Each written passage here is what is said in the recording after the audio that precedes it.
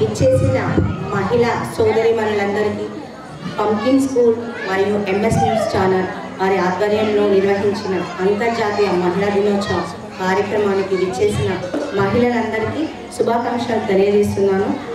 ఈరోజు మనం రేపు మార్చి 8 రోజు అంతర్జాతీయ మహిళా దినోత్సవం. అసలు మహిళా దినోత్సవం చేసుకోవడానికి కారణం ఉమెన్స్. వారు కార్మిక ఉమెన్స్ బాగా ఉద్యమం చేసి వారి వేతనాల కోసం మరియు వారి హక్కు కోసం పోరాడిన దినోత్సవాన్ని ఐక్యరాజ్య సమితి మార్చి 8న మనకి అంతర్జాతీయ మహిళా దినోత్సవాన్ని చేయడం జరుగుతుంది. అయినా కానీ మన సొసైటీలో ఇంకా మహిళలు ఎన్నో వివక్షకు గురి అవుతూనే ఉన్నారు. ఆ వివక్షను ఎదుర్కోవడానికి మనం ఎడ్యుకేట్ అవుతూ ఉండాలి. ఈ సంవత్సరం 2025 అంతర్జాతీయ మహిళా దినోత్సవం థీమ్ ఏంటంటే జెండర్ ఆఫ్ ఈక్వాలిటీ. అంటే మెన్స్ ఉమెన్ ఈక్వల్ స్టేటస్, అంటే వారితో సమానంగా మన రైట్స్ ఉండడానికి మనం ఈ సంవత్సరం యొక్క థీమ్.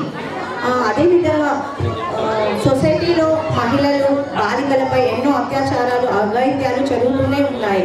ఇంకా అన్ని రంగాల్లో మహిళలు ముందంజలో ఉన్నా కూడా ఇంకా వారిపై ఎన్నో జరుగుతున్నాయి. వీటన్నింటికి అవేర్నెస్ జరపడం కోసము ఎన్నో చట్టాలు కూడా తీసుకురావడం జరిగింది. అదేవిధంగా సెంట్రల్ గవర్నమెంట్, స్టేట్ గవర్నమెంట్ సత్వర న్యాయం చేయడానికి కూడా ఫాస్ట్ ట్రాక్ కోర్టులను కూడా తీసుకురావడం జరిగింది.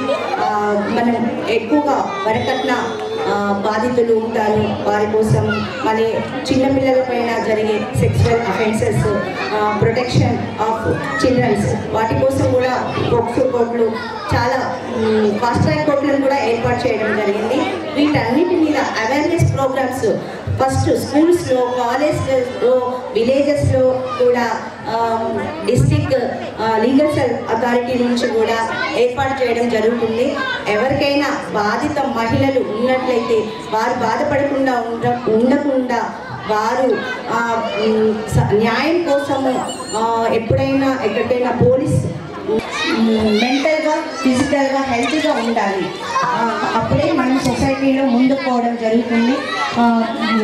పురుషులతో సమానంగా మనం ఏదైనా సాధించగలుగుతాం. Thank you.